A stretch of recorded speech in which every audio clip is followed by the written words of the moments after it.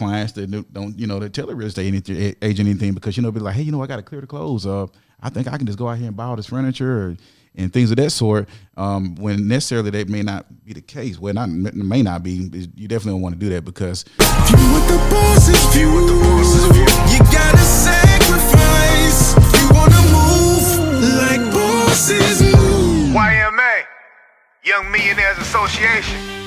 Yeah, see, that's the association. Welcome to Real Estate Wednesday, the YMANation podcast, episode number 66. Hope everybody is doing good on this Wednesday. As you see, I told y'all on Friday that Joe is pretty much taking the week off. So we got a special guest today, Jason Thompson, member of the Pyramid Group, brokered under Keller Williams. Woohoo! We're going to have some fun talks tonight, but let's jump into congratulations to all the winners who won the cash prizes on Wealth Building Monday. Yes. Great. Y'all listen out for more chances to win upcoming. And remember to like, comment, and subscribe. So take a couple of seconds right now. Like, comment, and subscribe. It's very important. You get all the alerts of when new episodes come out, and you can watch all of them from Wealth Building Monday to Real Estate Wednesday to Sports Talk Friday. And we have lots of fun on all of the shows. So make sure you like, comment, and subscribe. So, Jason Thompson, tell us a little bit about yourself and what you do. All right, my name is Jason Thompson, of course. They call me JT. What I do is I'm a real estate agent. I'm currently brokered through Keller Williams. I've been doing this for going on almost 2 years now. So I enjoy what I do, love what I do, just helping those that want to become homeowners achieve that goal. That's my whole objective, is to making sure that a lot of people come with dreams, and I want to take those dreams and turn them to reality. All right. So we talked a little bit about in previous episodes.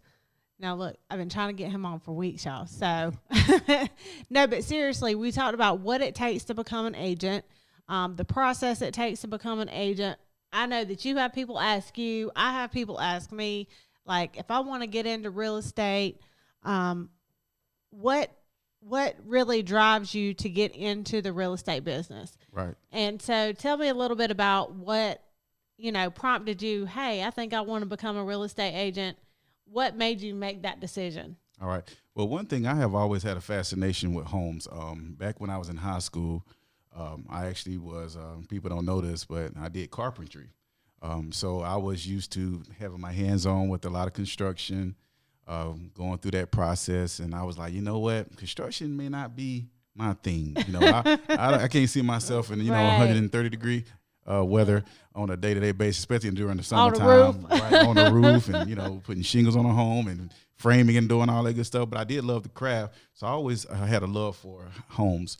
I just had to figure out a plan on what I wanted to do to try to convert that over where I can, not have to worry about, going and being in that type of environment, but I can still make money and still also do something that I love to do.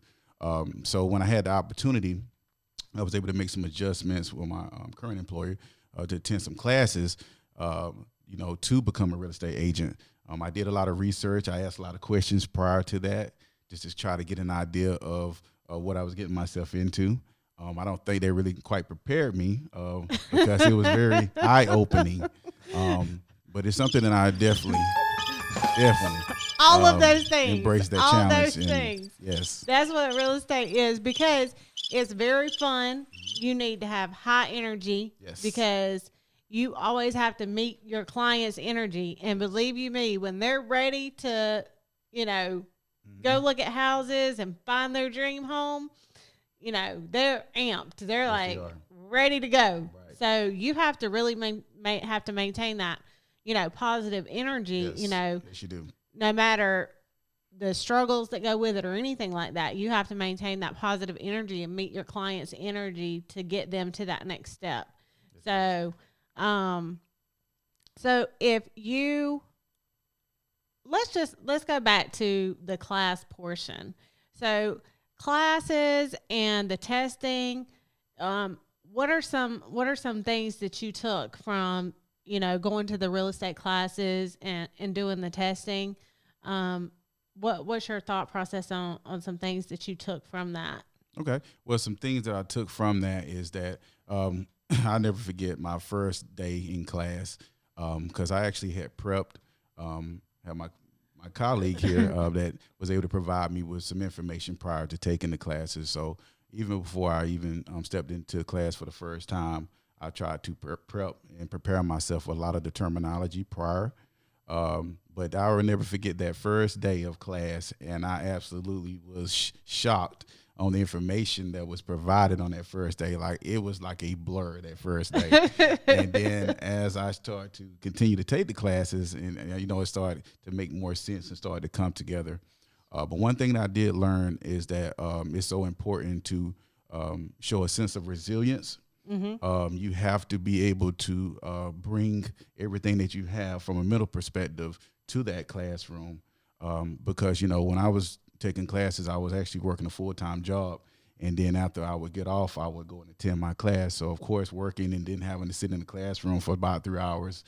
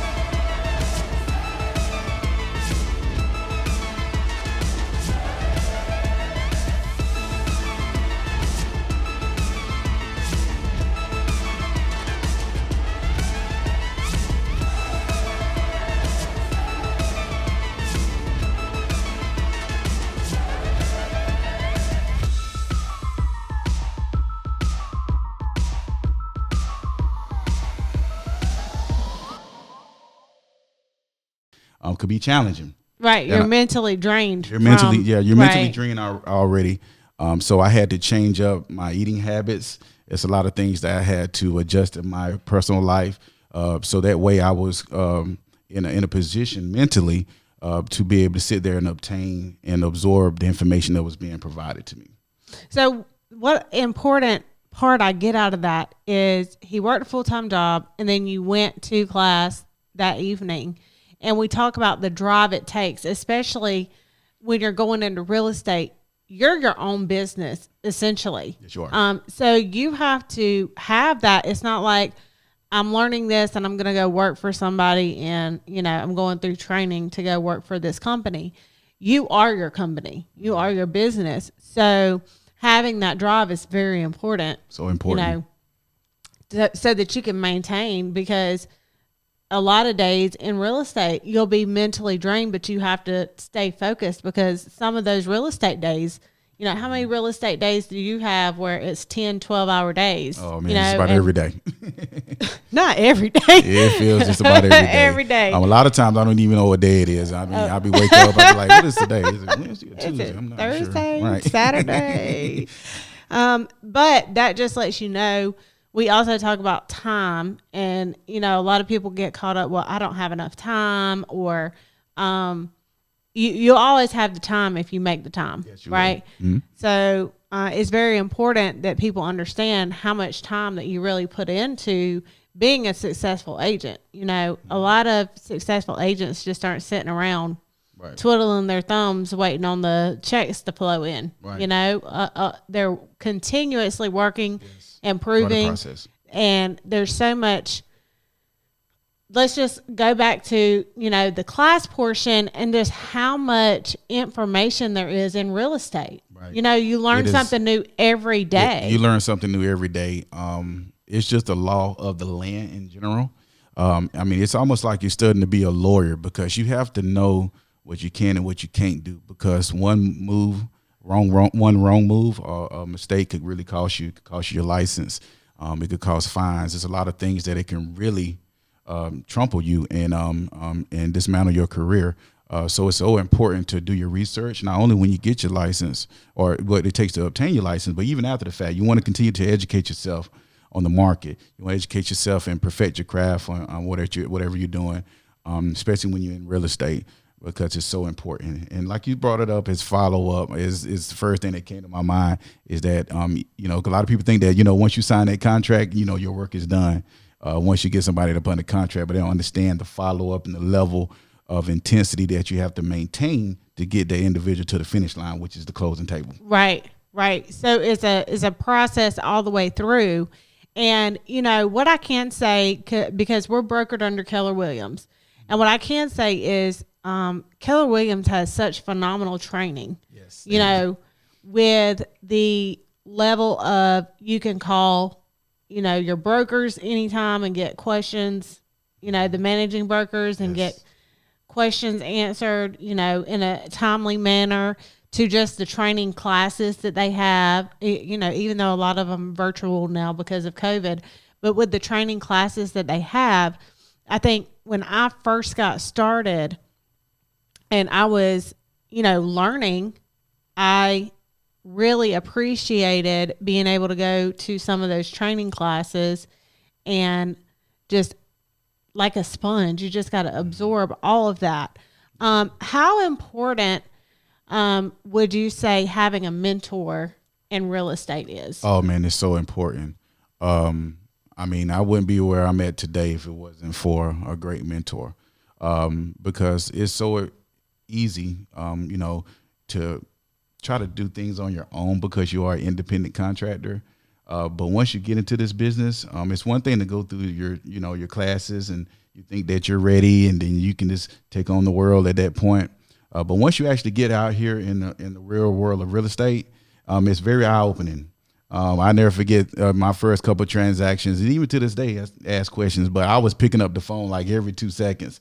I was either contacting my mentor, Rebecca, or either I was also reaching out to my brokers as well too for guidance, because I wanted to make sure that everything I was doing within this transaction was proper, and I want to make sure that my clients were being taken care of, and that everything that I was doing in those moments was all the T's was crossed and all the I's was dotted. So right, and so it's so important. Yes, and every transaction is so different. Like no transaction is the same. So I don't want to get into negative aspects, but we want to be real. So we want to tell people who are pursuing this what the real is, right? Like what to expect. So what are some challenges that you've seen that you've had while being in real estate?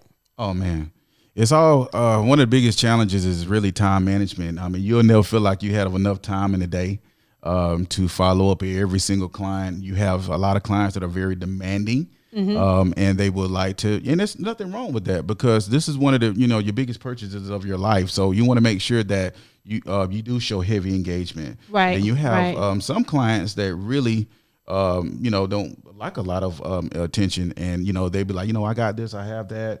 But you still want to continue to follow up with them to make sure they're okay within the transaction. But then you have some clients that at every single decision, it has to be vetted through their real estate agent. Right. So they want to make sure that, hey, you know what, Jay, I just want to make sure I'm wearing the right shoes today. Yeah. I just want to make sure that, hey, these shoestrings, or should I tie them to the left, should I tie them to the right? Right. So, it's a lot of them that way, and it's very understandable. But you have to be able to have an open door for them.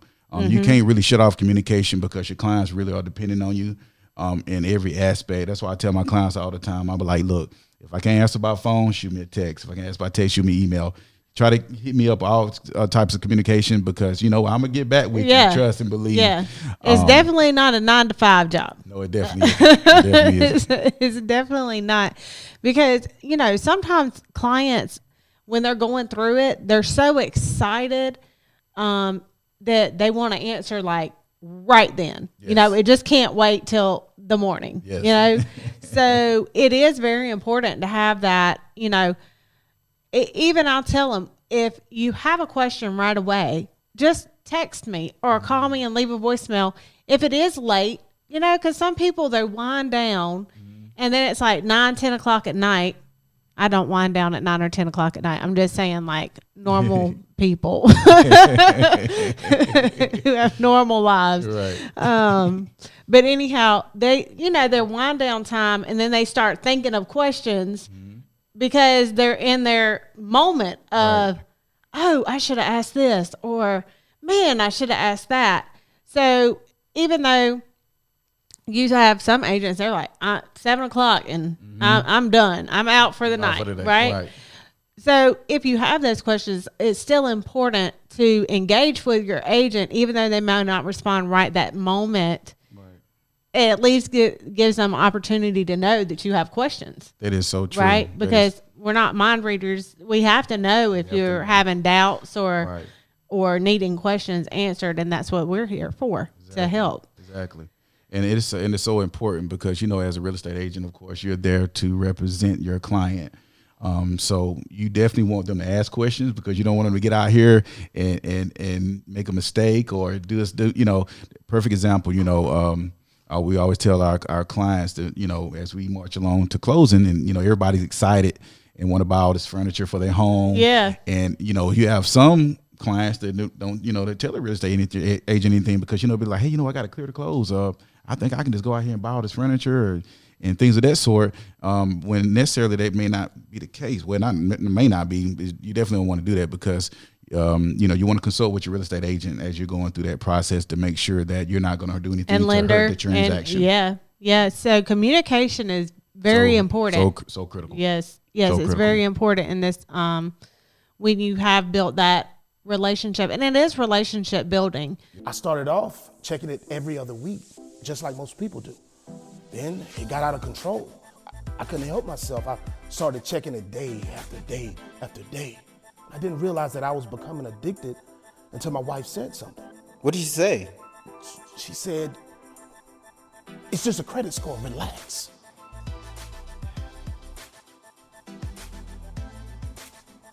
Are you checking your credit score? Huh? Hold on. Yes. And what's crazy is when I first got into it, and I was going through some of the training classes, and even my classes for real estate, they were like, when you meet with buyers or you meet with a listing client for the first time, it's kind of like you're dating. Mm-hmm. You got to take them out one time and they have to fill you out. Right. And especially, if it's someone you don't, particularly someone was just referred to you or they find you on Facebook or, and you don't really know that person and they don't really know you. Yes. You have to continually build out that relationship. So how do you feel like,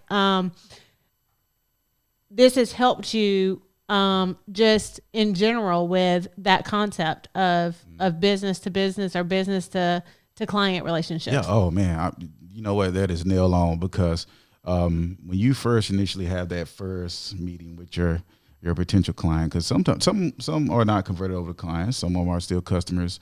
But when you have that initial conversation with them, they're trying to fill you out. They want to make sure they making the right decision of choosing you as an agent. And the way that you help develop that relationship to show that they have confidence in you is throughout the process. Because you know what, it's so amazing how you start off as strangers and then you almost end up as family by that closing table. I mean, we celebrate so much at closing until it's ridiculous. And the conversation that we would have initially, we start to know how many kids you have and, all about your family. I mean, when your babies are born, and what their names are. Hey, we just had our baby. Yes, we get the baby pictures and, we get to watch the family expand a lot of times. I mean, it's very exciting to watch that unfold. Because even at closing, man, I be missing like some of my clients. I used to be like, man, you know what? One of my clients should hit me up all the time, and now since they done closed, I never hear from them. And it's just crazy how you just build those bonds in such a short period of time. Right, in a short period of time. Mm-hmm. So I know that just in prepping and getting ready for this, we talked about what do you need to mentally and inside to really say, I'm ready to pursue becoming a real estate agent. Because we talked about, you can't get in it for the wrong reasons. Yes. and you want to make sure the intentions behind why you're becoming a real estate agent. And we talk about, well, this person became an agent and this person became an agent, but what do you feel like really you need to have inside and mentally to really be successful in real estate? That is a great question. I get this all the time. A lot of, I get hit, communication on Facebook. People be in my inbox and be like, hey, you know what? I'm looking to purchase a home. But along with that traffic, you always get that question, man, how can I become a real estate agent? Because they always see the finished product. They see you closing on homes. They're like, man, I want to close on those homes. I want to make this money and all that good stuff. But they don't understand what it takes to even get to that point, to ever get to the closing table. Because initially, of course, you got to get through your classes, and those classes are not for the faint. And you have to be mentally strong. You have to understand time management. You have to also have a drive like no other. You have to be the best and really go the extra mile in everything that you're doing, because your attention to detail is important. Right. It's so important because when you're taking those tests, and I say it all the time, it's not that you don't necessarily know the information. It's about the way you interpret it. Because a lot of times you need to read the question multiple times before you select an answer. And I was a victim to that. And it's something that I'm not ashamed about saying, is that, a lot of times I would just, race through a question, and what I actually, slowing down and reading those questions before I provided my answer. And sometimes it may not be the right answer. So your attention to detail is important. You also need to have a drive because, if you get into it for the wrong reasons, a lot of times, a lot of people get disappointed because, you may not get the results that you thought, that you're looking for, especially when you get into this business, because it is a totally different environment. A lot of people don't understand what it is until you actually get into it. Right. So, yeah. I think so as well, because we talk about all of the things that you said. I really think key in and helping people. You have to understand really how to communicate with people. Yes. And not like I'm going to send this person an email and I'm communicating with them. We're talking about like with your tone, with, being understanding. I mean, you have some clients that, they try and they try and they try. And so, when they get flustered, you can't get flustered. You have to stay in a positive mindset. You have to. Because you have to bring them back, to it's a process. So this is just a step in the process. If you get told no, that doesn't mean it's the end of the process. That just means we have things that we have to work on and build upon. Right. And make sure that they're following through and they're following instructions and they're following the directions given to them by the lender or, for credit purposes, So I think a lot of it is not just about communicating, but it's how you communicate with your clients and making sure that you keep a level head in all situations. And that's hard to do on a day-to-day basis, because you have so many transactions going on, it's like you're constantly on a wave of emotion. Yes, you are. It'd be so many times that, you'll just have those clients, to your point, man, they'd be on the edge and be like, you know what, I don't want to do this anymore. I can't, this is stressful. And you have to be that rock for them. Okay. You have to be something they can lean upon for strength, because they're going to need it. I mean, especially for the first time homeowners that has never been through the process, and they just think like, hey, you know what, I'm going to go and get pre-approved. I'm going to find this house and everything is going to go so smoothly. You're going to run into some obstacles. You have to be able to push through every time. Every time. It's, and it may not even be obstacles on their fault. Like if they're doing new builds, you just had a client that was waiting on windows for 2 months? For 2 months, And it's like you just sitting there like, man, you know what? Supply and demand. Right, supply and demand is just, and it's a competitive market, So, you have to be resilient. You have to be strategic on how you do your offers and how you submit those, because, it's a seller's market right now. And, it's a lot of inventory that isn't available, and they can't build homes fast enough. Right. And some people are being priced out of new builds. We were talking about that as well. So for buyers, I always stress the importance of being ready for any situation. And I think that we're seeing now more than ever how important is it to be cash heavy? Yes, it is very important to be cash heavy. I mean, I just sit back and look at, think about some of my previous transactions, like some of my first transactions where we closed on, and us being able to negotiate closing costs and things of that sort. That's not the case these days, you know, with the inventory being so minimum right now, and everybody is pretty much like scrapping over one house. It's like I was telling the gentleman earlier today, man, and like you go to showings now and it be cars like lined up down the street. I'm talking about as soon as they hit the market, like you have to almost fight for a slot, you know, a 10-minute slot so you can view this home. Right. And we're telling buyers, you know, have 7, 8, 9,000 saved up so that you can compete, because, you know, we have houses that are going over asking price. Yes, they are. And you have a lot of cash buyers out there right now. You know, we're in upstate South Carolina, so our market is absolutely crazy right now. With the influx of people coming from California, New York, New Jersey, Pennsylvania, Ohio. I mean, you name it. There is like a new melting pot. Right, it really is. And we try to tell you buyers out there, you got to start saving. You have to have a cushion. We always talk about credit being king now, and that's true for your credit score purposes. You know, having that available credit, not carrying a lot of debt, that is very, very true. Having the higher credit score is very critical, and even getting approved. But being cash heavy is important when you're trying to compete. Yes. with other buyers who may not be cash heavy. Exactly. So the less cash you have and you're trying to negotiate in closing costs and things like that, you know, it's very, very competitive for our buyers right now. Yes, it's very competitive. And at the end of the day, you know, for the buyers that's out there, it's so important to be cash heavy because, you know, with the competition and everything right now, like the seller's going to take the biggest and the best offer, you know.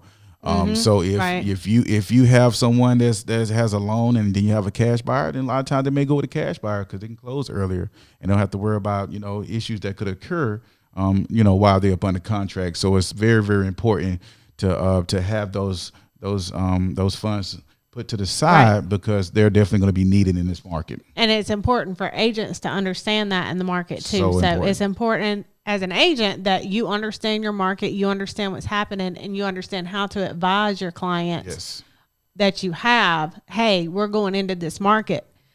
It's a seller's market. So you have to be ready. You know, you have to be ready to buy.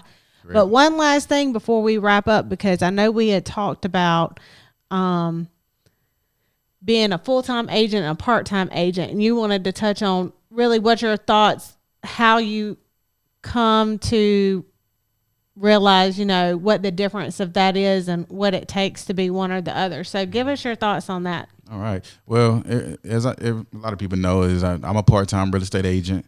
And it is very challenging, you know, when you work a full-time job and you try to find slots to work with your clients, and it takes a lot of commitment. It takes a lot of days that you are dedicated, because the time that you have outside of working a full-time job and you're doing real estate part-time, it can be very challenging to find that slot to do that. So you have to be very resilient. You have to be strategic on what you plan out.